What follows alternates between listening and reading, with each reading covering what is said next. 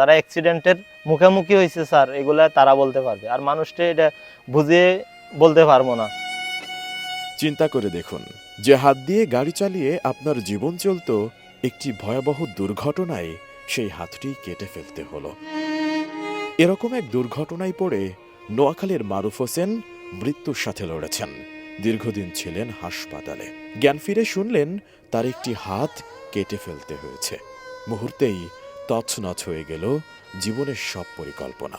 বিপদ আসতে কই আছে না, বাতাসের মতো আসে, বাতাসের মতন চলে আসে। যেমন আমি 1 সেকেন্ড আগেও বালা, 1 সেকেন্ড পরে যে দুর্ঘটনা হবে স্যার আমি জানি না।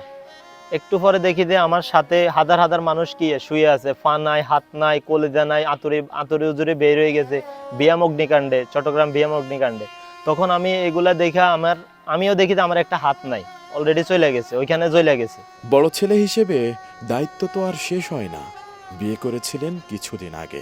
পরিবারে আছেন মা, ভাই, বোন, স্ত্রী।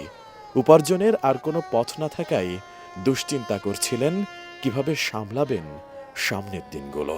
আমার বাসায় আমার ওয়াইফ আছে, আম্মু আছে, ছোট ভাই আছে, বোন আছে। আব্বু বেঁচে নাই, আব্বু মারা গেছে। আমার অ্যাক্সিডেন্টের 1 বছর পরে আব্বুও মারা গেছে। কিন্তু মানুষের ভাগ্য কতভাবেই না পাল্টে যায়। কথায় আছে, সময়ের 1 ফোঁড়, অসময়ের 10 ফোঁড়। প্রায় 1 বছর আগে মেটলাইফ থেকে একটি বীমা করে রেখেছিলেন মারুফ হোসেন। তাই সঙ্গে সঙ্গে করে ফেললেন বীমার টাকার জন্য আবেদন। টাকাও পেয়ে গেলেন তাড়াতাড়ি। আমি এরকম কিছু হবে স্যার ভাবিও নাই যে এত তাড়াতাড়ি আমি এই টাকাগুলো পেয়ে যাবো। বিশ্বাস করুন, আমি তো ওই সময় লাস্টছিলাম, মানে একটু স্বস্তি আসছে যে এত টাকা আমি পেয়েছি। মানে আমি এটা ভাবতে পারি নাই, কল্পনা করতে পারি নাই স্যার। মানে 10 ঘন্টার ভিতর আমার টাকা আমার অ্যাকাউন্টে ঢুকে যাবে, এটা মানে ভাবতেও পারি নাই। আর এই বীমার টাকা ঘুরিয়ে দিল ভাগ্যের চাকা। মেটলাইফের এই বীমার টাকাই দিলেন একটি মুদি দোকান।